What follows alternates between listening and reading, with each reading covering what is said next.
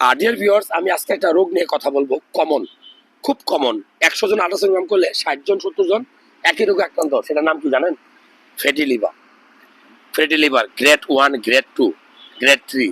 মনে রাখবেন, আপনি অতিরিক্ত তৈলাক্ত খাবার খান, ধরুন phuchka, pizza, burger, hot dog, Saudi আরবে আলবাইক, রোস্ট, খেপসা, কেএফসি, এগুলো খাবার যে আপনারা খাচ্ছেন, এর কারণে লিভারে অল্প অল্প করে চর্বি জমতে জমতে ফ্যাট জমতেছে। এছাড়া আপনি অ্যালকোহল বা মদ্যপান করেন, ধূমপান করেন, বাসি খাবার খান, অনেক সময় না খেয়ে থাকেন লম্বা সময়, ফাস্টিং, ডিপ্রেশনের কারণেও আপনার লিভারে চর্বি জমে।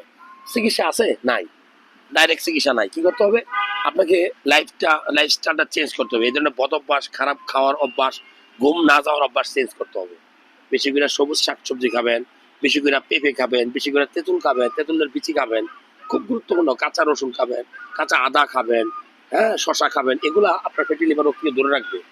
মনে রাখবেন, এই রোগের চিকিৎসা না করলে এই 2-3 বছর পরে আপনার সিরোসিস এবং লিভার ক্যান্সার হয়ে আপনি মারা যাবেন।